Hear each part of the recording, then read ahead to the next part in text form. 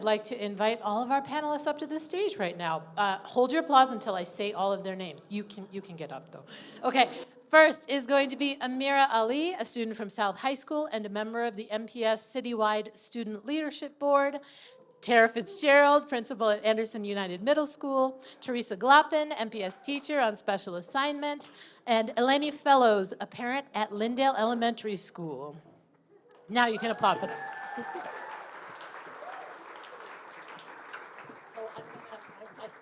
I'm definitely going to make you all come further forward so we can see you in the light. Please. We were going to have a teacher, a parent, I should say, at North Community High School. Brianna Thompson was not able to come tonight. So if anybody knows her, thank her for wanting to be here and wish her well. All right, can we see all of you? Can everybody see everybody? If I back up? Okay. To start us off, I have a question for everyone. So the question is, why did you decide to be part of this public conversation? You need microphones, don't you? Oh, okay, here we go. Can I hand you one? Go ahead, yeah. Thanks. Would you like to start, Amir? Yeah. Okay.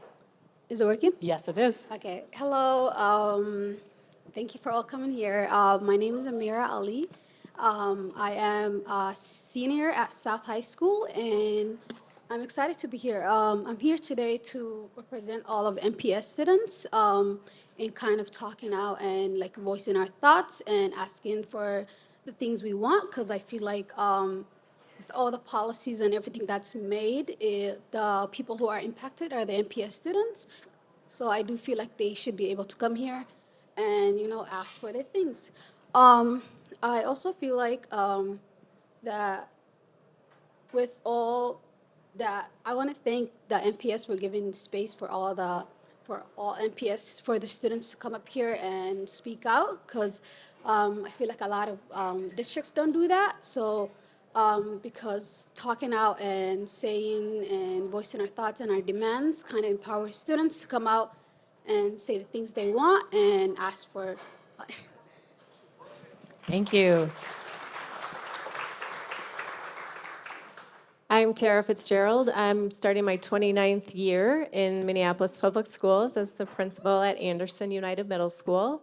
I am a product of Minneapolis Public Schools. My children went to Minneapolis Public Schools, and I bring a lot of historical knowledge to this conversation. And so I'm really excited to share how I have evolved in the budget process as a leader in the district and just what I know about the students in front of us on a day-to-day basis.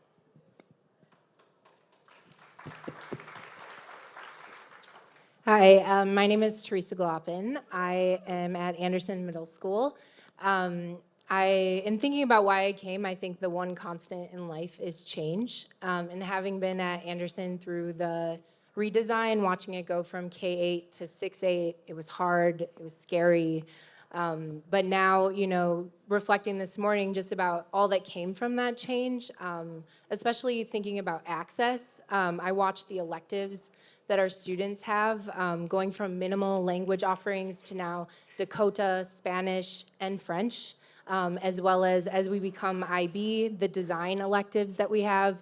Students are building Uber robots. They're going to compete in a future city competition where they're learning about sustainable energy, and Dare to Be Real leadership course. Like, I'm just so proud of us of taking what was scary and turning it into more access and opportunity for students. I'm not really sure. Is this? Oh, it is on. Good. Eleni Fellows from Lindale School. I've got two kids, one of which is here. Why am I here? Well, I mean, I think in all honesty, I'm here because it was hard for the district to find parents to be here. When I was asked, I said, I can't be the sole representative of parents, especially parents that look like me, because my lived experience is different from a lot of the other Black parents that I interact with on BPAC. And I've learned a lot being part of that group. I'm sorry that our North Minneapolis parent wasn't able to make it. I know my question that's coming up later is about engagement. Somebody had to do it, so I said, okay. So here I am. And thank you for being here. Thank you all. Tara, I'll start with you. As a principal, what are the key elements and factors that shape your budgeting process and decisions at the school level? First, I want to thank Achieve Twin Cities for allowing me this opportunity. It's great to be here, great to see all of you. And many of the key factors are actually sitting in this room. I was actually quite surprised and a little overwhelmed to see how many connections I have just in this space. I have parents of students currently at Anderson in this space. My own parents are in this space. Students from when I was a teacher at South High School. And then current colleagues and peers that are supportive on a daily basis in the work that we do. So there's a lot that goes into the thinking and planning on a budget, and all of you in this room are part of that process as a leader in our school to work with and collaborate with. So I'm going to give a brief overview, kind of a timeline throughout a whole year's process as what we do at Anderson specifically. This is a process, like I said before, that has evolved over the many years that I've been a leader in many different school settings, small settings, elementary settings, K-8 settings, and now in a middle school, that I've learned about so many different things from our families, from our students, from our staff to do better. So the process really starts once we tie out our budget. So we tie out our budget in late March, and we know what we're out to hire and what we're going to spend our money on. And the budget season starts right then and there for the following year. We start taking feedback from our stakeholders at various family events. We have face-to-face conversations informally at events at our school. We have surveys that go out via Google form, via paper form, via talking points, etc. So many places where we can really engage and get feedback from our stakeholders, which are students, staff, community, teachers, parents, etc., to help us determine what we're going to do a year from now, because we just tied out that budget. When we go into our interview and select process and we start to hire teachers, office staff, a lot of the questions that we put into the space are also informative of what we're going to do with our budget in the upcoming months. So we take note, we collect data, and we hold all that true when we get to the kind of big tie-out session in January. As we move into the fall, so currently right now, this is going to start to happen. We continue doing those informal conversations with our stakeholders. But I personally, as the leader, speak with every single member of my staff. Teresa is one of those people that has had this conversation with me. It is a 10 to 20-minute conversation that I do with each member of the staff, and I ask them 5 questions, which I'll share with you. The questions are, what's going well for you here at Anderson? Do you have all that you need to do your job? Is there anything that I can do to help you do your job better? Is there anyone that has been especially helpful to you? And as we move into the budget season, is there anything else you would like to share with me? And so we have a conversation. It does take a long time to meet with all 200 staff, but it is so impactful on the things that I get to learn about that individual, about our school. And for example, last year, some person that came up in one of the answers about that's very helpful to our staff, I didn't even know. Like, I knew she was phenomenal at her job, but I didn't know how many people she had touched in our school and how much impact she had because of the things that she was doing. So that was really helpful for me and continues to be helpful as we inform the budget decisions in this process. So that happens starting as early as November and as late as January, having those conversations with staff. Then in January, we share with our stakeholders our current reality. So that is, as of January 1st, what is our current enrollment? what is our current staffing, what are our current class sizes, and what's our data? Like, are we effective at what we're doing? Are we really meeting the needs of our EL learners, our BIPOC students, all of the things? And we share that with our staff, with our stakeholders, with our site council, and we start to think about what we can do better. Then February rolls around, and similar to what Officer Diab said, we get, as a principal, I get a budget. I get a chunk of money with special funding buckets that I get to decide with my community how to spend and what to spend it on.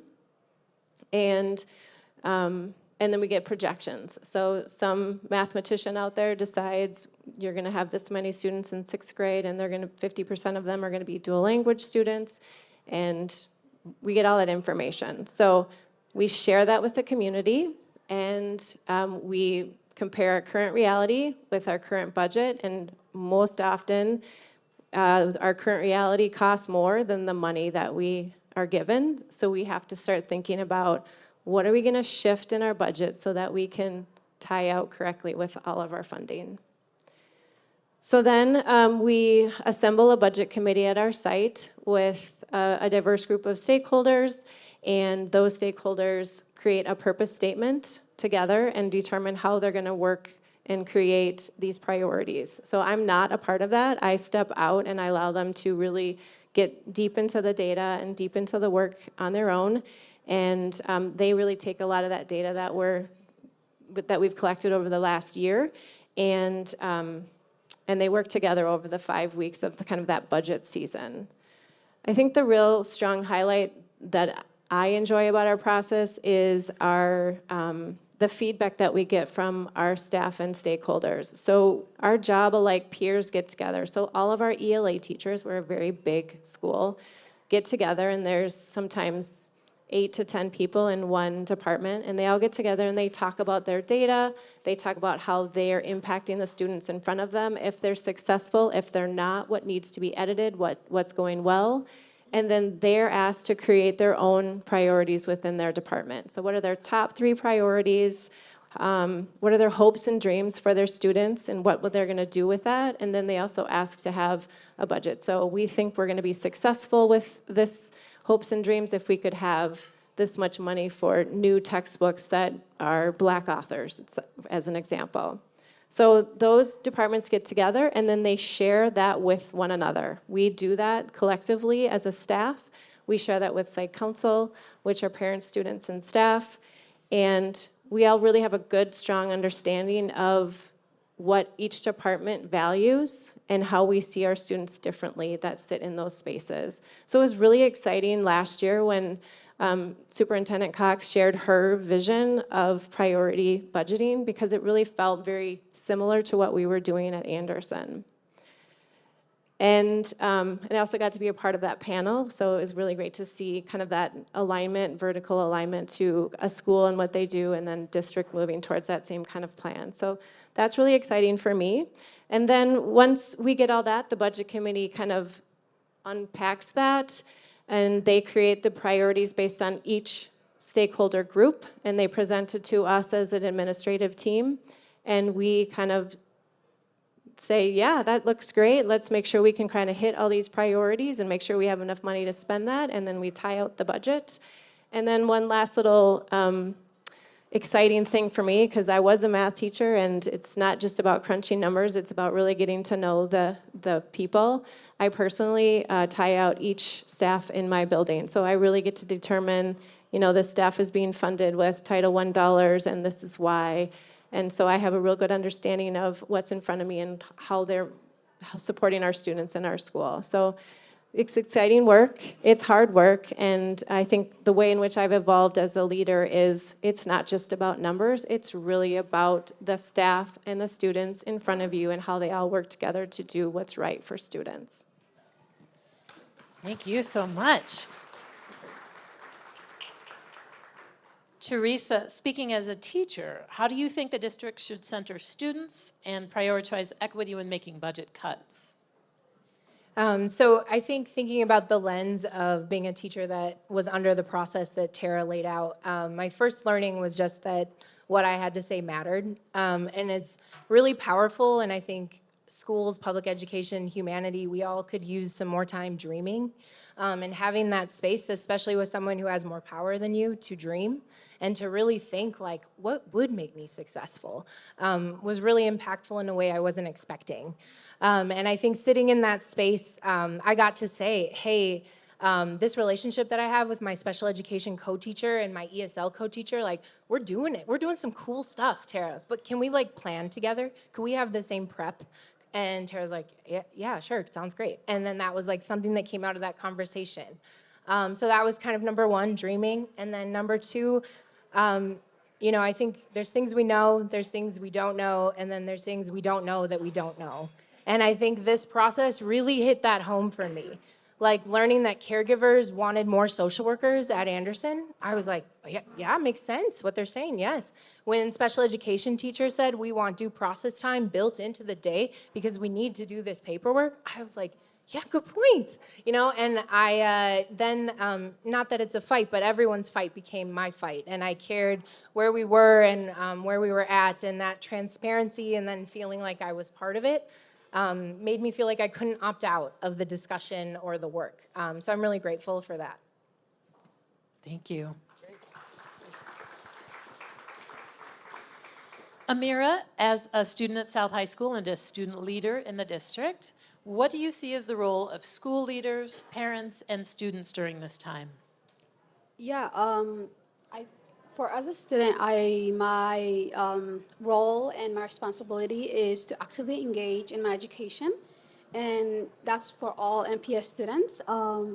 Because at the end of the day, with all these, we are the one benefiting from this education and all this. So we should be able to engage and voice our thoughts and demands, because as much space as we create for students, it's our responsibility to step up, take that space, and just say what we need to say.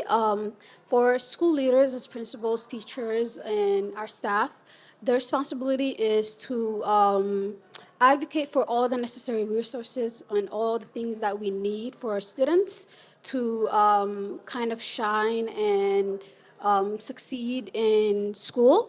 And I think that the responsibility also of informing and being transparent and saying things that are uncomfortable that need to be said, to ensure that we all can work together so that nobody takes a burden or nobody takes too much for themselves. So that's also a big responsibility for the school leaders. For parents, it is their responsibility to actively be involved in their children's education and be engaged and stay there and just sorry. Yes, be engaged, actively come out to events, to meetings, to all that, especially to conferences, to parent meetups, all that. It's very highly important to know that you're there for your child, and that you should be that teachers and the principals and the school leaders and children are able to rely on you to take your responsibility and all that. I think collectively that even though we all have different responsibilities and goals, together I feel like we could partner up and be able to create the best possible education experience for all, so that we might continue to progress and just not stay in one place where we kind of repeat the whole thing over and over again.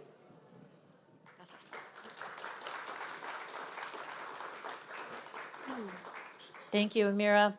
Eleni, what are some new or helpful ways to engage the community during these decisions from your perspective as a parent?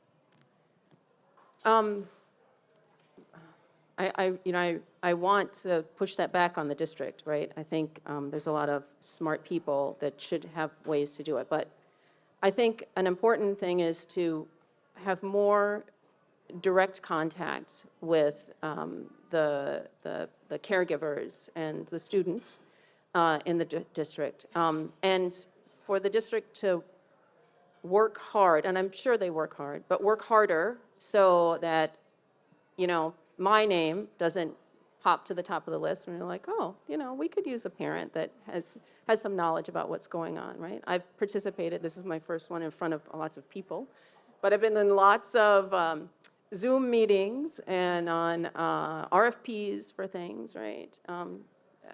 And I know other parents have as well, but it shouldn't just be the handful, right? It's quite easy to develop a short list of go-to people. I'm the kind of person that, I like to know what's happening. I like to give my opinion about things. I always used to think, well, of course, you're going to do that, right? You have kids in school, you're going to pay attention, you're going to be, standing at the door, making sure that the school is doing right, that the district is doing right. But the more I interact with other caregivers, I realize not everyone has the capacity to do that. So how do you meet those people where they are so that they can participate? Because there's a lot of big things coming down the road, and they're going to be shocked when their school is closed or their favorite teacher gets fired. I don't know how to do that. I think some short things they could try, show up at drop off and pick up and, introduce yourself. I know that I've seen it on Facebook. I've seen you, Intern Cox, showing up at schools, but I think, getting to know the caregivers and trying to draw them in, and it's probably going to be a lot of hit and miss, right? You shake a lot of hands before you finally get someone that's willing to have that next conversation and to participate in these sorts of things. I think that's really important. I think we need to advertise things more in different places. I'm not a social media whiz, but a lot of things feel like, some of you all may know Hitchhiker's Guide to the Galaxy, right? When they're going to blow up the Earth, right? They posted it. They posted it 2 planets over down in the basement. Why didn't you know about it, right? And I don't want people, with the things that are coming, I don't want people to feel like that when their school has to close, when their teacher gets fired, right? Nobody told me, right? We've got to work harder to make sure that we inform people.